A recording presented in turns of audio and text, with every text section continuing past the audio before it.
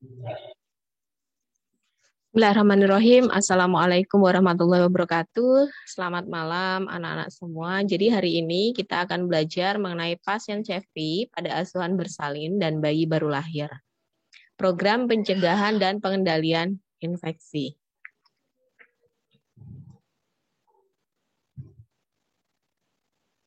Nah, jadi topik bahasan yang akan kita bahas nanti di sini pengertian PPI, kemudian pengertian penyakit infeksi terkait pelayanan kesehatan, kemudian ruang lingkup program PPI. Nah, pengertian dari PPI itu apa gitu ya? Jadi PPI itu pencegahan dan pengendalian infeksi, yang selanjutnya disingkat PPI adalah upaya untuk mencegah dan meminimalkan terjadinya infeksi pada pasien, petugas, kemudian pengunjung, dan masyarakat sekitar fasilitas pelayanan kesehatan.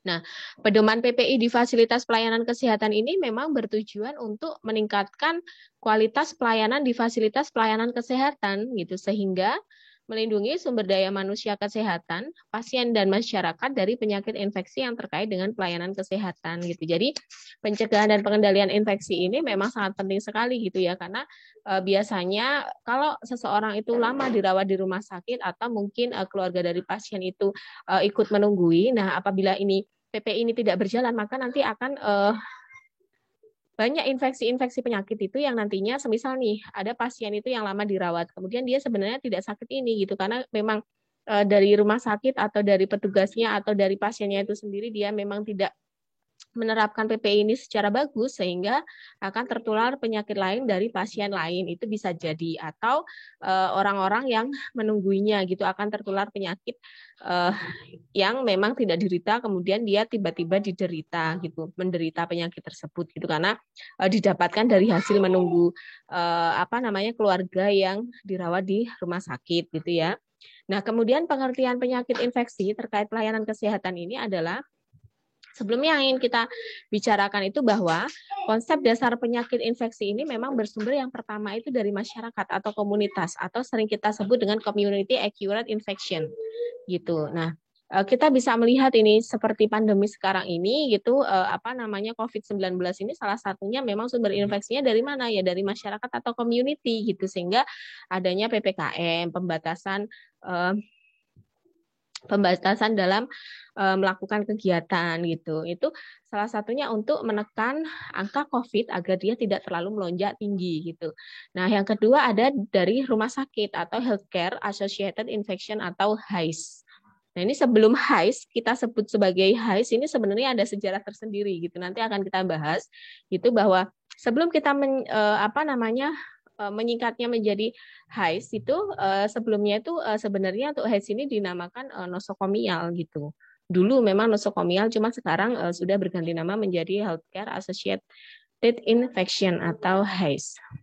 Nah, penyakit infeksi yang didapat di rumah sakit beberapa waktu yang lalu ini disebut sebagai infeksi nosokomial gitu, atau Hospital Acquired Infection.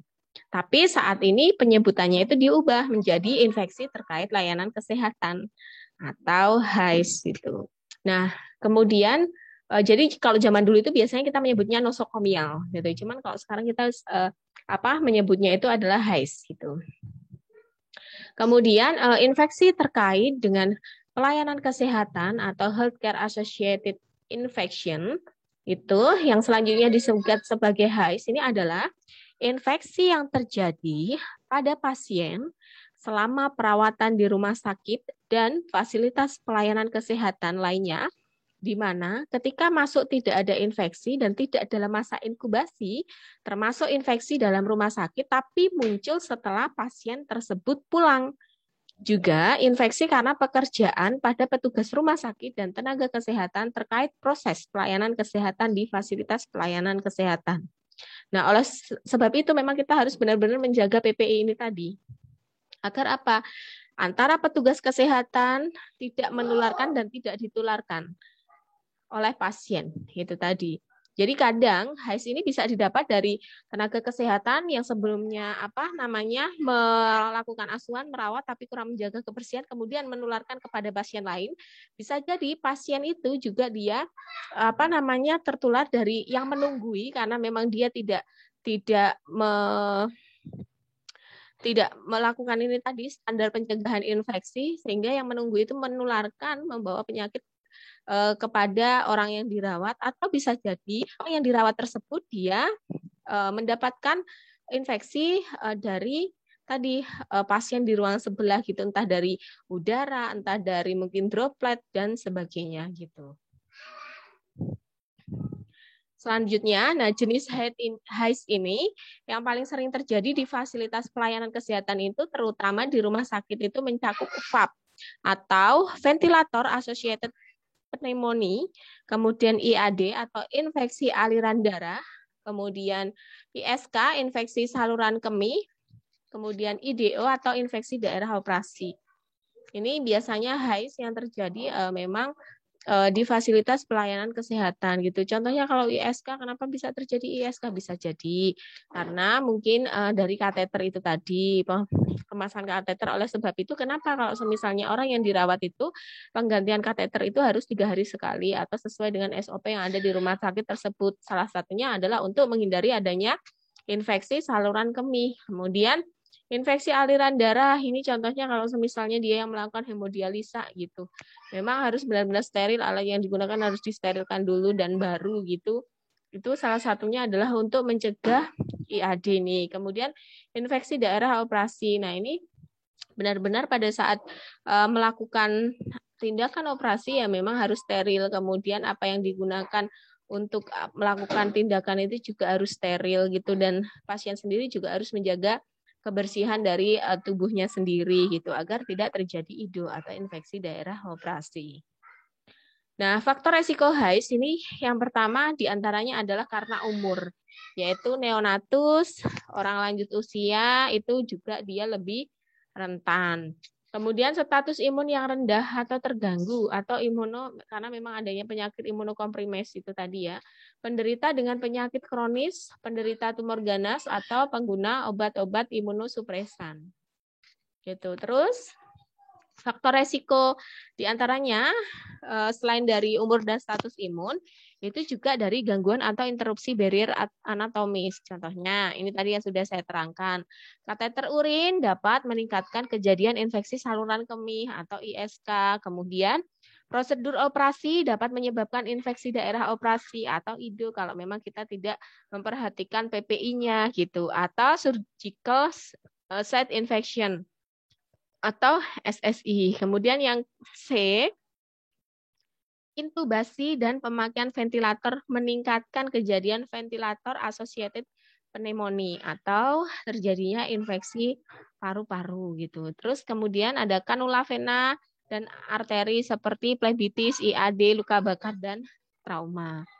Nah, kemudian yang keempat, jadi faktor resiko selain dilihat dari umur, kemudian status imun, kemudian gangguan atau interupsi barrier anatomis, itu juga dari implantasi benda asing, seperti pemakaian mesh pada operasi hernia, kemudian pemakaian implan pada operasi tulang, atau kontrasepsi, atau alat pacu jantung.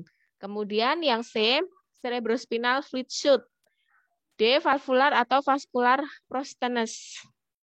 Kemudian yang kelima itu adalah perubahan mikroflora normal. Nah, karena tadi pemakaian antibiotik yang tidak bijak itu dapat menyebabkan pertumbuhan jamur berlebihan dan timbulnya bakteri resisten terhadap berbagai antimikroba. Makanya kenapa sekarang apotek itu kalau untuk antibiotik itu harus dengan resep dokter gitu, karena biasanya dulu itu orang-orang awam itu taunya kalau antibiotik itu dia bisa mencegah atau mengobati semua jenis penyakit, padahal tidak tahu efek sampingnya. Padahal efek sampingnya itu diantaranya dia menyebabkan bakteri itu resisten. Jadi kalau misalnya diobatin ya bakterinya itu tidak mati gitu, karena dia sudah resisten terhadap obat tersebut gitu, obat antibiotik tersebut gitu. Nah, sekarang kita masuk ke ruang lingkup program pencegahan infeksi. Nah, ini kita melihat dari protokol gitu ya. Kalau misalnya kita berbicara tentang persalinan gitu di masa pandemi gitu, protokol yang kita rujuk ini adalah petunjuk praktis layanan kesehatan ibu bayi baru lahir selama pandemi COVID-19. Ini saya singgung di sini gitu karena memang kita baru mau beranjak ke new normal dan kita baru menciptakan herd immunity dengan melakukan vaksinasi massal gitu ya. Nah, menurut petunjuk praktis ini itu yang dikeluarkan di tanggal 5 April 2020. Ini yang pertama bagi ibu hamil yang mau bersalin gitu ya. Rapid test itu wajib dilakukan kepada seluruh ibu hamil sebelum proses persalinan gitu. Kecuali rapid test tidak tersedia. Itu. Jadi memang harus dilakukan rapid test gitu. Kemudian yang kedua, persalinan itu dilakukan di tempat yang memenuhi persyaratan dan telah dipersiapkan dengan baik. Gitu. Terus yang ketiga, FKTP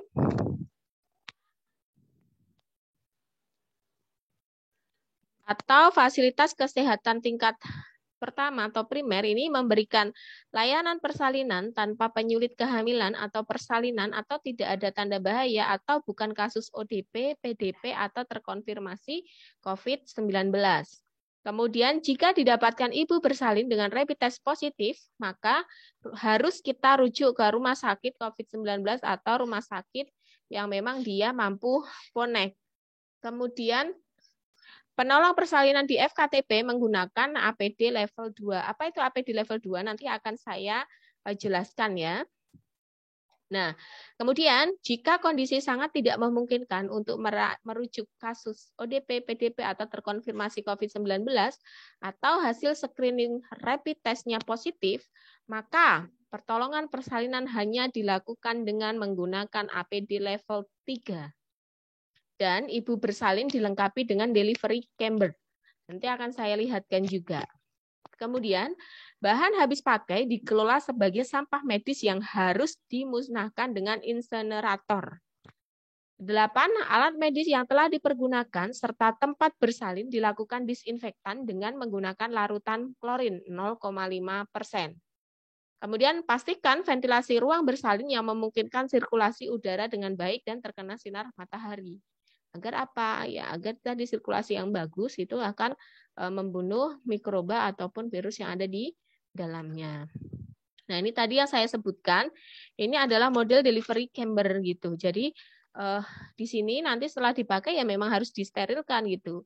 Nah, ini contoh delivery chamber gitu.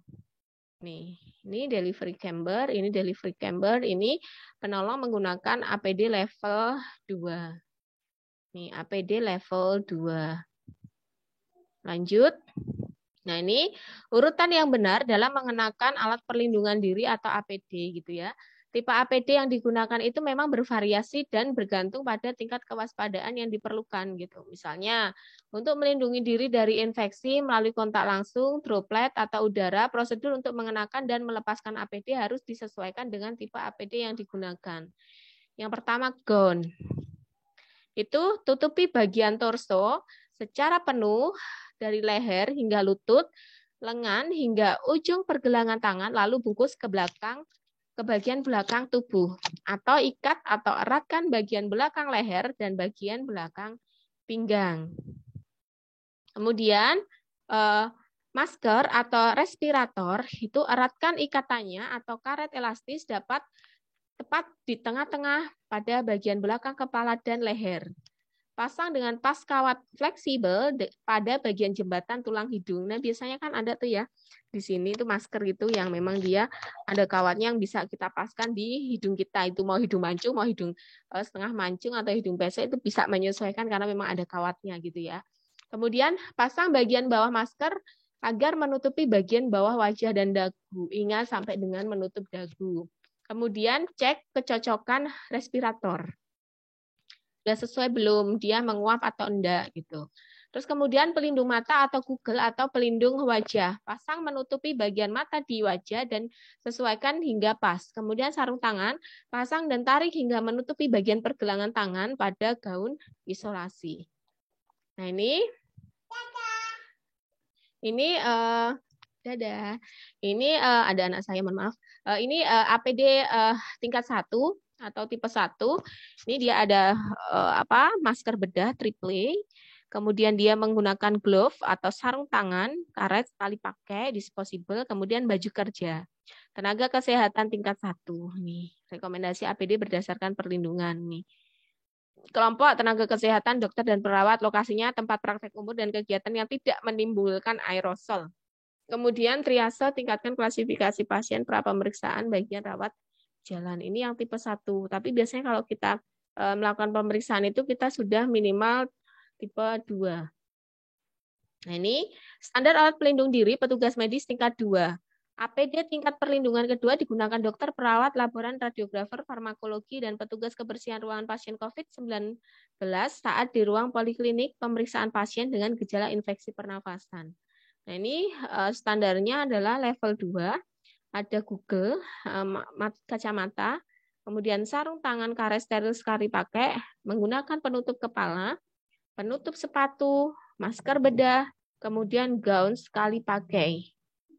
Lokasi cakupan, ruang perawatan pasien, pengambilan sampel pernafasan atau analis untuk laboran. Lanjut. Ini APD level 3, dia sudah seperti menggunakan hazmat gitu ya. Ini pelindung mata dan face shield gitu. Kemudian masker N95 atau ekuivalen, sarung tangan bedah karet steril sekali pakai, penutup kepala atau head cap, gown, all cover dan apron, kemudian boot. Ini untuk tenaga kesehatan tingkat 3 atau level 3. Ini kelompok tenaga kesehatan, dokter, perawat maupun bidan. Lokasinya di mana? Di ruang prosedur dan tindakan operasi pada pasien terduga atau terkonfirmasi positif COVID-19. Kemudian kegiatan yang menimbulkan aerosol pada pasien terduga atau terkonfirmasi positif COVID-19. Kemudian ruang prosedur dan tindakan otopsi terduga.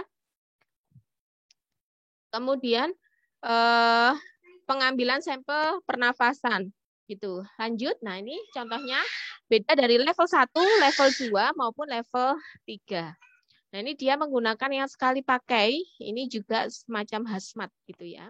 Ini dia masih menggunakan baju kerja. Kalau ini dia sudah menggunakan gown, dia yang sekali pakai gitu. Ini cover all jumpsuit atau hazmat yang biasa kita pakai. Ini bedanya dari level 1, level 2, level 3. Seperti ini gitu. Kalau level 3 ini benar-benar tertutup rapat, semuanya tidak terlihat gitu. Kalau level 3 ini dia masih mungkin terlihat telinganya mungkin gitu. Lanjut. Nah, ini kalau yang level 1 ini hanya menggunakan baju kerja. Gitu ya. Kemudian rekomendasi pelayanan kebidanan pada praktek mandiri bidan pada masa pandemi COVID-19 dan new normal. Gitu. Jadi buat papan pengumuman atau banner tentang protokol pencegahan COVID-19 di klinik PMB. Tentunya sekarang itu sudah di depan itu pasti sudah ada tempat untuk cuci tangan, kemudian tisu, kemudian hand sanitizer, sabun, dan kemudian biasanya akan diperiksa dulu untuk suhunya gitu. Kemudian jaga jarak minimal 1,5 meter, semua pasien, pendamping atau pengunjung harus wajib menggunakan masker gitu. Terus kemudian jadi sekarang itu masker itu wajib, hukumnya bukan lagi sunnah tapi sudah wajib gitu ya, kemana-mana harus menggunakan masker. Kemudian yang kedua tadi menyediakan tempat cuci tangan, ya, disinfektan, kemudian harus membuat urutan atau janji gitu, kemudian lakukan pengkajian komprehensif sesuai dengan standar termasuk infeksi kewaspadaan penularan COVID-19 gitu. Biasanya ada form screening gitu ya. Bidan dan tim kesehatan menggunakan APD sesuai dengan kebutuhan dengan cara pemasangan dan pelepasan yang benar. Menggunakan masker APN yaitu N95 atau bisa double. Kemudian jika tidak siap dengan APD sesuai kebutuhan dan tidak dapat memberikan pelayanan, segera kolaborasi dan merujuk pasien ke rumah sakit. Lakukan screening faktor resiko termasuk resiko infeksi COVID-19. Apabila ditemukan faktor resiko, segera rujuk ke puskesmas atau ke rumah sakit sesuai dengan standar yang terencana. Jadi harus membuat SOP dulu gitu ya. Kemudian pelayanan ibu hamil, bersalin, nifas, bayi baru lahir dan balita serta KB Cashpro pada masa pandemi COVID-19 dan new normal itu sesuai standar mengacu pada panduan Kemenkes, POGI, IDAI dan IBI. Lakukan konsultasi KIE, konseling online, pemantauan atau follow up care, konseling KB, ASI, eksklusif, PHBS dan penerapan buku KIA. Jadi sekarang itu sudah sering kita lakukan, sudah sering kita dengar telemedicine gitu. Jadi pemeriksaan secara online. Lanjut. Nah, ini panduan pertolongan persalinan oleh bidan pada masa pandemi COVID-19 itu, jika ada tanda-tanda bersalin, segera hubungi bidan melalui telepon ataupun WA. Bidan melakukan screening faktor resiko termasuk resiko infeksi COVID-19. Apabila ada faktor resiko, segera rujuk ke PKM atau rumah sakit sesuai dengan standar. Lakukan pengkajian komprehensif sesuai standar dengan kewaspadaan COVID-19. Bidan dapat berkoordinasi dengan RT, RW, Kades tentang status ibu apakah sedang isolasi mandiri. Kemudian, pertolongan persalinan dilakukan sesuai standar APN. Kemudian lakukan IMD dan pemasangan IUD pasca persalinan dengan APD level 2 dan penerapan protokol pencegahan penularan COVID-19 pada ibu bukan PDP. Kemudian pasien dan pendamping maksimal 1 orang menggunakan masker. Jika tidak dapat melakukan pertolongan persalinan, segera berkolaborasi dan rujuk ke PKM atau rumah sakit sesuai standar. Kolaborasi atau pendamping dan sesuai semua tim yang bertugas menerapkan protokol pencegahan penularan COVID-19. Kemudian melaksanakan rujukan persalinan terencana untuk ibu bersalin dengan resiko. Lanjut, prinsip penyelenggaraan pelayanan kebidanan pada masa pandemi COVID-19. Pra-pelayanan, ini ada pelaksanaan, ini ada pasca persalinan gitu. Jadi semua ini memang harus terjadwal, tidak boleh membuat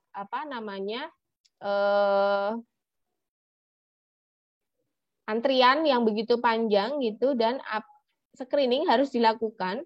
Kemudian APD yang digunakan harus sesuai, gitu ya. Itu yang harus kita perhatikan. Kemudian himbauan untuk anggota IB dan PMB itu membuat informasi protokol pencegahan COVID-19 dan penyesuaian pelayanan pengumuman dan banner di tempat praktek. Kemudian bidan terus melakukan edukasi terhadap pasien, keluarga, masyarakat, dan beradaptasi pada new normal. Kemudian PMB menerapkan protokol kesehatan pencegahan COVID-19. Bidan harus tetap menjalin komunikasi dan berkoordinasi dengan pihak terkait seperti PKM, Dinkes, BKKBN, IBI, serta lintas sektor lainnya. Kemudian menggunakan dan melepaskan APD dengan benar dan melaksanakan pencegahan infeksi. Kemudian PMB memberikan pelayanan memenuhi standar klinis dan standar new normal, menerapkan protokol kesehatan pencegahan COVID-19. Nah, komitmen IBI dalam mendukung pelayanan KIAKB ini pada masa pandemi COVID-19 dan menghadapi new normal, yang pertama, melakukan konsolidasi, komunikasi dan koordinasi PP, PD, PC melalui virtual meeting, pengumpulan data dan informasi. Yang kedua, mengupayakan bantuan dari berbagai stakeholder untuk memperoleh dukungan dan bantuan bagi anggota IBI, kemudian melakukan advokasi untuk optimalisasi peran bidan dan peningkatan akses pelayanan kebidanan di PKM, rumah sakit, dan PMB. Kemudian peningkatan kualitas bidan melalui webinar, modul online, pelatihan CPD, mendistribusikan panduan pelayanan KIA dan KB pada situasi pandemi, melakukan pembinaan tetap, pengembangan pelayanan KIA tetap, kemudian mengembangkan aplikasi sistem informasi. Ini yang paling penting karena sekarang sudah zamannya adalah telemedicine gitu ya. Nah, ini konsep dasar dari patient safety itu sebenarnya adalah suatu sistem atau upaya yang membuat asuhan pasien ini menjadi lebih aman gitu. Mencegah terjadinya cedera yang disebabkan oleh kesalahan akibat melaksanakan tindakan atau tidak mengambil tindakan yang seharusnya dia ambil gitu. Nah, ini dalam Kemenkes 938/2007 ini tentang standar asuhan bidan, di mana dia ada pengkajian asuhan bidan. Itu pernyataan standarnya, bidan itu mengumpulkan semua informasi yang akurat, relevan, dan lengkap dari semua sumber yang diberikan dengan kondisi klien. Kemudian, kriteria pengkajian asuhan kebidanan, datanya harus tepat, akurat, dan juga lengkap. Kemudian, terdiri dari subjektif, hasil anamnesa, biodata, kemudian keluhan utama, riwayat obstetrik, kemudian data objektif dari hasil pemeriksaan fisik, psikologi, dan pemeriksaan penunjang ini sudah diterangkan sebelumnya. Kemudian perumusan diagnosa dan atau masalah kebidanan, ini pernyataan standarnya adalah Bidan itu menganalisa data yang diperoleh pada pengkajian, menginterpretasikannya secara akurat dan logis untuk menegakkan diagnosa dan masalah kebidanan yang tepat. Kemudian kriteria perumusan diagnosa dan atau masalah kebidanan ini, diagnosa sesuai dengan nomenklatur kebidanan. Kemudian masalah dirumuskan sesuai dengan kondisi pasien. Kemudian dapat diselesaikan dengan asuhan kebidanan baik secara mandiri, kolaborasi, dan rujukan. Kebijakannya apa? Kebijakannya ya harus ada identifikasi dilakukan sebelum tindakan. Identifikasi yang jelas adalah identitas pasien yang terdiri dari nama lengkap pasien dan juga nomor rekam medis. Kemudian data identitas pasien tertulis pada gelang pasien, kartu identitas berobat, data identitas pada foto diri pasien. Kemudian penanda tambahan pada gelang dan fungsinya, contoh merah itu berarti dia alergi. Kuning itu ada resiko jatuh tinggi dan sedang. Ungu itu do not resuscitate. Gitu ya. Hal khusus identifikasi ibu dan bayi baru lahir sama identifikasi sampel laboratorium. Ini contoh gelang identitas pasien. Ini contoh kartu identitas berobat. Ini contoh foto diri dari pasien. Ini contoh anak-anak dan nama lengkap RM-nya. Contoh ini identifikasi pasien. Ini penanda tambahan tadi yang merah, kuning, ungu gitu ya. Agar semuanya merasa aman dan nyaman, petugas kesehatan tidak melakukan kesalahan, pasien juga tetap terjaga gitu ya, sehingga kita benar-benar harus mengidentify pasien, keadaan maupun seperti alergi dan sebagainya. Nah, ini identifikasi bayi baru lahir dan ibu baru melahirkan, kebijakannya. Identitas ibu, bayi baru lahir hidup, identitas ibu sebelum melahirkan, nama ibu, nomor rekam medis. Kemudian identitas dari bayinya itu sebelum bayi didaftarkan sebagai pasien dari rumah sakit. Kemudian identitas ibu dan bayi setelah bayi didaftarkan sebagai pasien rumah sakit. Nama bayi, bayinya siapa, nomor rekam medisnya berapa. Kemudian cek silang identitas ibu dan bayi. Setiap pergantian jaga harus, agar tidak adanya itu loh, kayak kalau sinetron yang dahulu-dahulu tuh bayi tertukar atau anak tertukar, itu sekarang sudah jarang terjadi karena memang kita sudah identifikasinya ini kuat gitu ya. Kemudian bayi akan dipindahkan dari kamar bersalin atau IBS, kemudian transfer internal dan eksternal. Prosedur yang perlu pemisahan antara ibu dan bayi, contohnya kalau misalnya bayi harus dilakukan masukkan di inkubator dan sebagainya gitu. Pemberian botol yang berisi ASI ibu. Nah, ini dalam Kemenkes 938 tahun 2007 itu tentang standar asuhan kebidanan ini, bahwa perencanaan asuhan kebidanan ini pernyataan standarnya adalah bidan itu merencanakan asuhan kebidanan berdasarkan diagnosa dan masalah yang ditegakkan. Kemudian kriteria perencanaan asuhan kebidanannya itu yang pertama, rencana tindakan disusun berdasarkan prioritas masalah dan kondisi dari klien.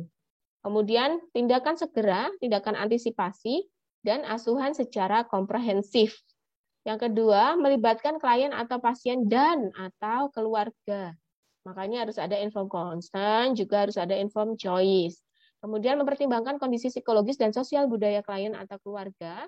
Kemudian memilih tindakan yang aman sesuai kondisi dan kebutuhan klien berdasarkan evidence base dan memastikan bahwa asuhan yang diberikan itu bermanfaat untuk klien. Yang kelima, mempertimbangkan kebijakan dan peraturan yang berlaku, sumber daya serta fasilitas yang ada. Nah, implementasi asuhan kebidanannya, ini pernyataan standarnya itu, bidan itu melaksanakan rencana asuhan kebidanan secara komprehensif, efektif, efisien, dan aman berdasarkan evidence base kepada klien atau pasien dalam bentuk upaya promotif, preventif, kuratif, rehabilitatif yang dilaksanakan secara mandiri, kolaborasi, maupun rujukan. Makanya kenapa kita harus sekarang itu pengkajian dengan evidence base itu, jurnal evidence base-nya itu semua kita harus, semua asuhan yang kita berikan itu harus berdasarkan pada evidence base terbaru, evidence base yang ada gitu ya. Kemudian kriteria implementasi kebidanannya, yang pertama, memperhatikan keunikan klien sebagai makhluk biopsikososial, spiritual, kultural. Kemudian yang kedua, setiap tindakan asuhan harus mendapatkan persetujuan dari klien dan atau keluarganya atau informed consent. Yang ketiga, melaksanakan tindakan asuhan berdasarkan evidence base. Yang keempat, melibatkan klien atau pasien dalam setiap tindakan Yang kelima, menjaga privasi klien atau pasien. Keenam, melaksanakan prinsip pencegahan infeksi. 7, mengikuti perkembangan kondisi klien secara berkesinambungan. Yang kedelapan, menggunakan sumber daya, sarana, dan fasilitas yang ada dan sesuai. Kemudian 9, melakukan tindakan sesuai standar. 10, mencatat semua tindakan yang dilakukan. Ingat bahwa pendokumentasian di rekam medis pasien itu adalah penting guna untuk melindungi pasien dan melindungi kita sebagai tenaga kesehatan gitu ya dari dugaan adanya malpraktek. Nah, ini contoh perencanaannya. Ibu hamil pertama 35 minggu, perdarahan berulang banyak, tidak ada mulas, denyut jantung, janin 145 kali, tinggi fundus uterinya 33 cm, presentasi kepala tekanan darah 110/70. Diagnosisnya G1, P0A0, hamil 35 minggu. Perdarahan antepartum, kondisi janin dan ibu baik. Tindakannya, pasang infus, antisipasi shock, kemudian tidak melakukan pemeriksaan dalam. Contoh 2, ini bisa langsung tindakan antisipasinya ini dan kita lakukan rujukan gitu ya. Kemudian contoh yang kedua, tindakan segera yang perlu dilakukan pada kasus perdarahan karena atonia uteri. Yang pertama, masas uterus itu, kemudian berikan uterotonika, lakukan kompresi bimanual baik internal maupun eksternal, kemudian rujuk atau kolaborasi tindakan lebih lanjut. Contoh 3, tindakan segera pada perdarahan antepartum, yaitu observasi perdarahan dan tanda vital, observasi DCC, rujuk atau kolaborasi penanganan lebih lanjut. Nah, ini komunikasi efektifnya, order melalui verbal atau telepon dan laporan hasil tes yang bersifat kritis atau emergensi. Jadi sebelum kita melakukan rujukan harus menelpon dulu tempat rujukannya agar disiapkan dan sebagainya. Kemudian penerima order obat hendaknya mengulang nama obat dan mengejanya. Menghindari penggunaan singkatan, penerima order mencatat tanggal, waktu, dan tanda tangan. Pemberi order secara lisan harus membubuhi tanda tangan pada lembar catatan. Kemudian tidak menerima voicemail order, hendaknya petugas harus menerima order langsung. Mengupayakan order secara tertulis. Cuman sekarang ini memang kalau misalnya dia masih rumah sakit, biasanya sekarang sudah by system gitu. Dokter akan mencatat obat apa saja yang diberikan, aturan minumnya, nanti dengan sendirinya sistem itu akan membaca dan menghantarkannya ke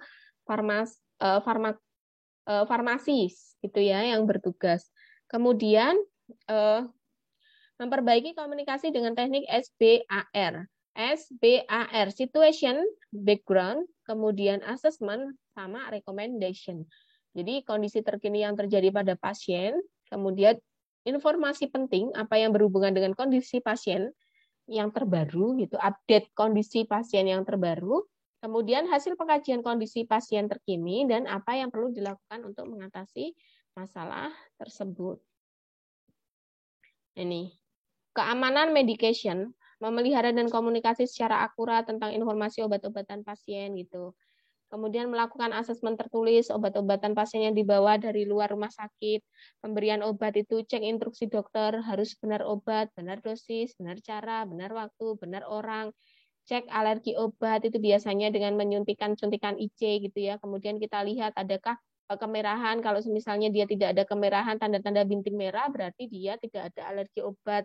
Kemudian harus kita jelaskan tujuan dan efek samping dari obat tersebut. Catat semua tindakan yang kita berikan kepada pasien gitu. Kerjakan sesuai dengan SOP, jangan sampai melenceng dari SOP. Kemudian cek untuk reaksi obat, monitor pasien dan update catatan obat. Pisahkan, ingat, ini sudah dulu di farmakologi ya. Nama obat yang mirip, kemasan obat yang mirip itu harus dipisahkan agar mengantisipasi human error. Kemudian didik pasien dan keluarga, itu kenali obat, mengetahui kegunaan obat, kemudian cara pakai obat, kemudian waktu penggunaan obat. Gitu, kita harus melakukan edukasi kepada pasien agar pasien itu rutin meminum obat, khususnya seperti obat antibiotik itu memang kita harus reguler, continue, dan harus habis gitu agar tidak resisten gitu.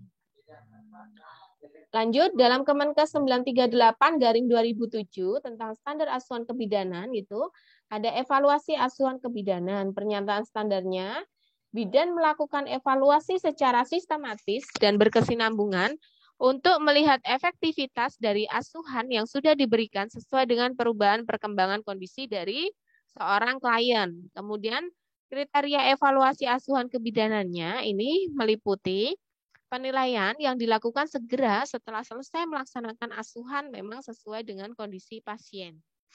Kemudian hasil evaluasi segera dicatat dan dikomunikasikan pada klien dan juga kepada keluarga. Kemudian evaluasi ini dilakukan sesuai dengan standar atau SOP yang ada di rumah sakit. Kemudian hasil evaluasi ditindaklanjuti sesuai dengan kondisi klien atau kebidanan. Note yang harus kita garis bawahi. Keberhasilan suatu asuhan itu ditandai adanya perubahan, bukan hanya pada gejala, tetapi penyebab masalahnya. Itu sebenarnya harus tuntas gitu. Kemudian pencatatan asuhan kebidanan, pernyataan standarnya adalah bidan melakukan pencatatan secara lengkap, akurat, singkat, dan jelas mengenai keadaan atau kejadian yang ditemukan dan dilakukan dalam memberikan asuhan kebidanan. Kemudian kriteria pencatatan asuhan kebidanan itu, pencatatan dilakukan segera setelah melaksanakan asuhan pada formulir yang tersedia atau rekam medis. Ditulis dalam bentuk catatan perkembangan SOAP. Besok untuk SOAP persalinan akan saya berikan karena kemarin itu sudah diberikan ya cara menulis SOAP pada Ibu Nifas itu.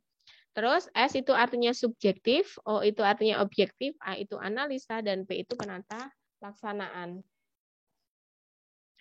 Nah, intervensinya meningkatkan deteksi dini, kuantitas dan kualitas pelayanan ANC minimal 6 kali pemeriksaan ANC dengan pendekatan 10T. Rekomendasi deteksi dini potensi resiko sejak awal kehamilan merupakan manajemen resiko untuk mengurangi morbiditas dan mortalitas ibu dan bayi. Kemudian frekuensi pelayanan ANC ini rekomendasi dari WHO ini 6 kali minimal, 2 kali boleh oleh dokter. Idealnya minimal 8 kali untuk memeriksa resiko ibu hamil, deteksi penyakit penyerta, dan kelainan pada janin, dan merencanakan persalinan yang sehat dan juga aman. Kemudian pemberian suplemen tablet darah dan asam folat untuk mencegah anemia, sepsis, menurunkan resiko berat badan bayi lahir rendah hingga 13% dan kejadian lahir prematur. Intervensi yang kedua, peningkatan kualitas pelayanan persalinan tuh. Jadi persalinan itu memang sekarang harus ditolong dengan 4 tangan. Tidak boleh lagi 2 tangan gitu. Memang sekarang harus 4 tangan gitu. Kemudian yang ketiga, peningkatan kualitas pelayanan nifas dan deteksi dini pada bayi baru lahir dengan perubahan frekuensi kunjungan nifas dari 3 kali menjadi 4 kali sesuai dengan standar. Nah, pemantauan pada ibu nifas dan BBL dengan kunjungan nifas dan neonatal sesuai standar. Yang kedua adalah perawatan tali pusat higienis menurunkan 23% angka kematian bayi yang diakibatkan karena sepsis. Kemudian 12% angka kematian neonatal karena kelainan kongenital dapat dicegah dengan screening neonatus. Nah, ini bidan mampu menjawab tantangan kebutuhan pelayanan kesehatan ibu dan anak dengan membangun interprofessional collaboration. A midwife help me out. Bidan dapat memenuhi kebutuhan asuhan kebidanan dalam konteks interpersonal collaboration gitu. Nah, kesimpulannya, peran IBI dalam meningkatkan kesehatan pasien, langkah manajemen resiko pada asuhan kebidanan itu membina, mendorong anggotanya supaya yang pertama, praktek itu ya sesuai dengan standar. Patuhi peraturan yang ada, harus ada izin prakteknya sesuai dengan kewenangan dan kompetensinya, bekerja sesuai dengan etika profesi dan hati nurani. Pertahankan, tingkatkan kompetensi, makanya kenapa di profesi sekarang harus ada pelatihan MU, midwifery update, kemudian harus memenuhi 25 SKP apabila akan perpanjang STR. Salah satu ini adalah untuk mempertahankan dan meningkatkan kompetensi dari bidan gitu. Kemudian tingkatkan kapasitas diri dengan CPD, pendidikan lanjut formal maupun non formal, yaitu dengan mengikuti workshop, kemudian mengikuti seminar, pelatihan, dan sebagainya. Kemudian ikuti perkembangan iptek dan zaman, kemudian komunikasi efektif dengan pasien, keluarga, dan nakes lain, inform consent, itu yang paling penting, inform choice, gitu. Inform choice, kemudian baru inform consent. Dokumentasikan asuhan dengan tepat, termasuk discharge planning. Kemudian tahu kapan harus diam atau sabar menunggu, kemudian advokasi dan bangun jejaring kerjasama dengan mitra pendukung gitu. Agar apabila terjadi apa-apa kita bisa dengan mudah gitu berkolaborasi gitu ya. Terus referensi yang diambil ini dari Peraturan Menteri Kesehatan RI Nomor 27 Tahun 2017 tentang pedoman pencegahan dan pengendalian infeksi di fasilitas pelayanan kesehatan. Terus kemudian pedoman pencegahan dan pengendalian infeksi PP Perdalin Kebijakan Kemenkes dari PPI. Oke, thank you. Terima kasih perkuliahan pada malam hari ini kita tutup. Terima kasih. Billahi taufik walhidayah. Wassalamualaikum warahmatullahi wabarakatuh.